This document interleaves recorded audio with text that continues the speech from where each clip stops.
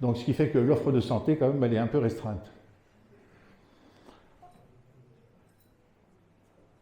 Alors il y a aussi des équipements publics, qui sont parfois partagés d'ailleurs avec, je dirais, le département, je pense à la Halle des Sports, mais qui a le mérite d'exister et qui permet d'ailleurs à un certain nombre d'associations d'utiliser cet espace. Et puis la commune également a des bâtiments communaux dans lesquels s'exercent donc un certain nombre d'activités sportives ou ludiques. Alors le village est paisible, oui, mais comme on se dit aussi, paisible et parfois trop paisible. Et en même temps, il faut quand même savoir qu'il y a un certain nombre d'incivilités, puis il y a même eu, je dirais, un certain nombre de délits. Il y a des personnes qui ont fait l'objet de, je dirais, de cambriolage, de vol. Ce sont des données d'ailleurs que l'on tient de la gendarmerie de Capestan, donc c'est une réalité. Donc ça demande aussi à être traité. Alors, un avantage, depuis la Covid, on s'aperçoit quand même qu'il y a un certain nombre de restaurations de maisons individuelles, enfin de ce qu'on appelle de vigneronnes qui se font. Donc c'est autant de, très souvent ce sont des créations d'appartements. Donc ça permettra sans doute de recevoir justement entre autres des jeunes couples.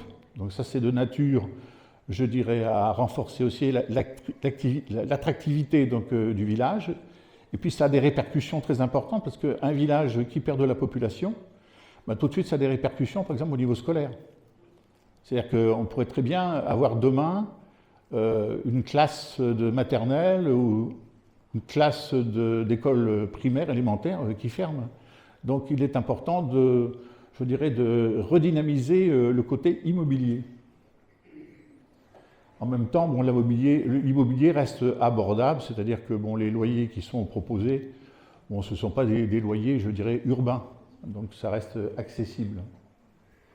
Et il faut quand même savoir que la proportion, donc vous l'avez à l'écran, je ne sais pas si vous le voyez, mais la proportion donc, de propriétaires sur donc, 40 est quand même assez importante.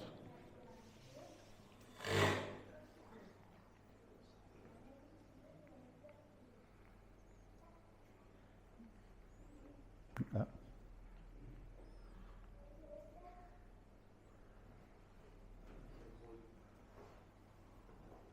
Alors, en termes de mobilité, eh bien, comme je vous le disais à l'instant, on est à une vingtaine de kilomètres donc, de deux pôles qui sont des pôles économiques et d'emploi. Il est très difficile sur 40 de se passer de véhicules. Et quand je dis ça, je pense tout de suite, et nous pensons tout de suite, aux personnes âgées, aux personnes de grand âge. Alors la voiture individuelle, évidemment, reste indispensable. Nous pensons que l'offre de transport aussi peut être perfectible. Bon, très souvent, nous voyons passer il n'y a pas que les cars scolaires, mais il y a aussi la ligne de cars classique, avec des niveaux de remplissage dans des grands cars qui n'est pas toujours optimal, donc on peut se poser des questions. Et nous avons aussi quelques idées sur le sujet.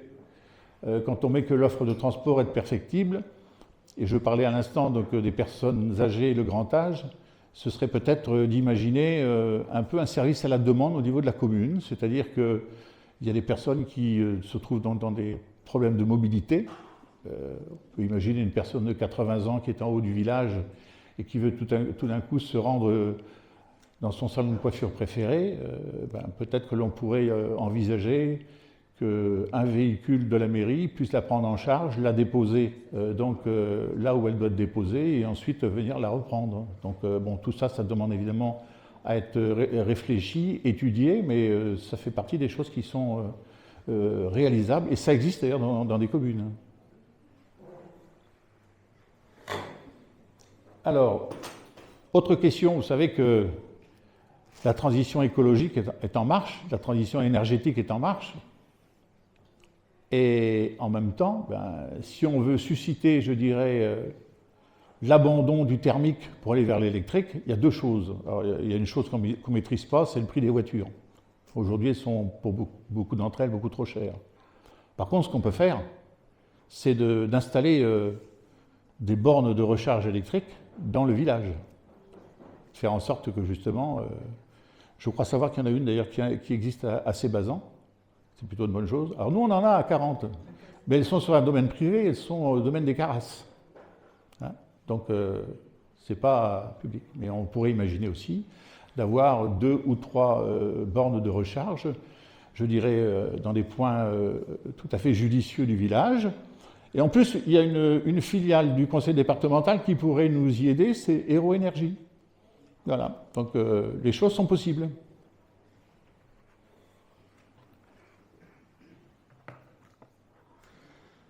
Alors, la vie municipale qui pose question, et oui, c'est la réflexion que nous avions, puisqu'on a quand même travaillé pendant des semaines et des mois sur notre programme. On a trop peu d'occasions, effectivement, je dirais, d'avoir une participation citoyenne. Alors, certes, il existe, et vous l'avez à l'écran, donc un certain nombre d'événements. Bon, il y a un événement que volontairement on n'a pas mis, parce que tout le monde le connaît, c'est la fête du village au mois d'août. Mais nous pensons que nous pouvons quand même aussi organiser d'autres choses. Il y a une personne tout à l'heure qui l'a dit, hein, qu'il y avait des choses qui existaient précédemment, et c'est Sylvie là, qui en a parlé tout à l'heure. Autre point important, alors ça c'est, je vais ramener les choses à ma personne, mais quand je suis arrivé en 2016 à 40, moi je m'attendais, comme dans beaucoup de communes, à ce qu'il y ait à un moment donné de l'année une réunion des nouveaux arrivants. Ben, il n'y a pas.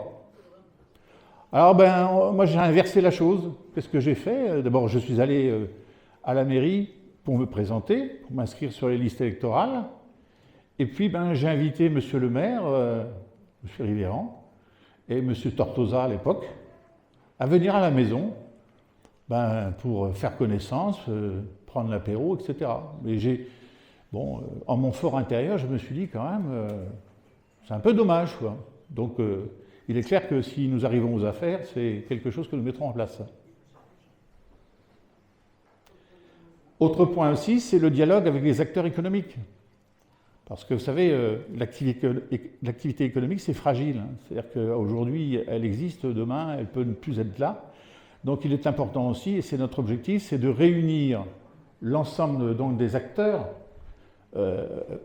Il y a un certain nombre de petits entrepreneurs. Quand je dis petits, ce n'est pas péjoratif, hein, mais il y a des entreprises d'électricité, froid, climatisation, il y a des électriciens, il y en a un qui est dans la salle, les commerces de services, commerces de bouche, etc. Donc nous avons bien l'intention de réunir l'ensemble de ces populations pour connaître aussi leurs attentes.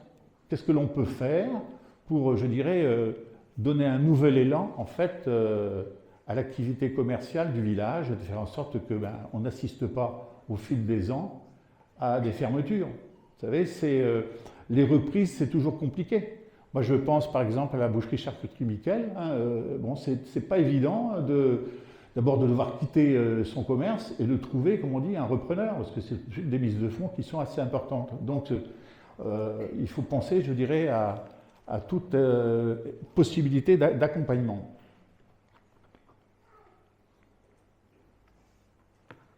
Alors, en termes de communication, oui, c'est le grand vide.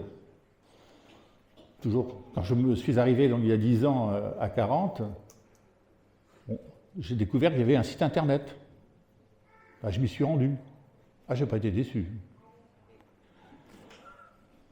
Bon, d'abord, je n'ai pas peur de le dire, hein, il est indigent. J'ai trouvé des documents qui dataient de plusieurs années auparavant. Puis je n'ai pas trouvé l'information que je cherchais. Donc,